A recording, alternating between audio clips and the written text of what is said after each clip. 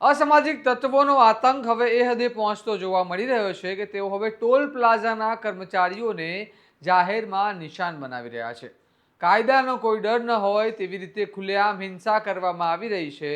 અને મોરબીના Vaghasiya toll plaza પરથી સામે આવેલા એક સીસીટીવી ફૂટેજ હવે કાયદો અને વ્યવસ્થાને લઈને ગંભીર સવાલો ઊભા કરી રહ્યા છે. તેમાં એક વ્યક્તિ ટોલ પ્લાઝાને નુકસાન પહોંચાડે છે અને કર્મચારી પર હુમલો કરે છે. તો આખરે શું છે સમગ્ર મામલો, આવો વિગતે વાત કરીએ આ અહેવાલમાં. નમસ્કાર, હું છું ચિરાગ વર્ષાબેન, આપ જોઈ રહ્યા છો સ્વમાન. મોરબીના વઘાસિયા ટોલ પ્લાઝા પર 8 એપ્રિલની મોડી રાત્રે એક ચોંકાવનારી ઘટના સામે આવી છે. મળતી માહિતી મુજબ GJ10TY0847 નંબરની એક 4 વ્હીલ કાર ટોલ પ્લાઝા પર આવે છે અને ત્યાં લાગેલા અવરોધક થાંભલાને ટક્કર મારી દે છે. વાહન ચાલક ન તો ટોલ ટેક્સ ચૂકવે છે, ન તો કોઈ નિયમનું પાલન કરે છે, પરંતુ એટલાથી વાત પૂરી થતી નથી.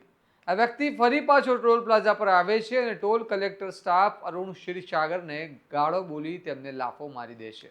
તેમજ ત્યાં હાજર અન્ય સ્ટાફને પણ ધમકીઓ આપે છે, જેના કારણે સ્ટાફોમાં ભયનો માહોલ ઊભો થઈ રહ્યો છે. આ સમગ્ર ઘટના સીસીટીવી કેમેરામાં કેદ થઈ ગઈ છે. આ મામલે ટોલ પ્લાઝાના મેનેજર મહેશ કુમારે વાંકાનેર સિટી પોલીસ સ્ટેશનમાં ફરિયાદ દાખલ કરવાની અરજી કરી છે, પરંતુ હજુ સુધી આ મામલે કોઈ સત્તાવાર ગુનો નોંધાયો હોવાની માહિતી સામે આવી નથી. આ સૌથી મોટો સવાલ ઊભો કરે છે કે સીસીટીવી પુરાવા હોવા છતાં કાર્યવાહી કેમ નથી થઈ રહી. આ ઘટનાના વિડીયો વાયરલ થતાં જ લોકોમાં ભયનો માહોલ ઊભો થયો છે, કારણ કે જાહેરમાં આ રીતે નુકસાન પહોંચાડવું, કર્મચારીઓને મારવું અને પછી પણ ખુલ્લેઆમ ફરવું, આ કાયદો અને વ્યવસ્થાને લઈને ગંભીર ચિંતાનો વિષય બની ગયો છે. હવે જોવાનું રહ્યું કે પોલીસ આ મામલે કેટલું ઝડપથી કાર્યવાહી કરે છે અને આવા અસામાજિક તત્વોને ક્યારે કાયદાની પકડમાં લાવે છે.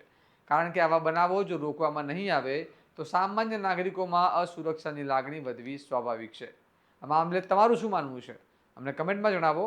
અને આવા જ વિશ્લેષણાત્મક અહેવાલ માટે સ્વમાનને લાઇક, શેર અને સબસ્ક્રાઇબ કરવાનું ભૂલતા નહીં. નમસ્કાર.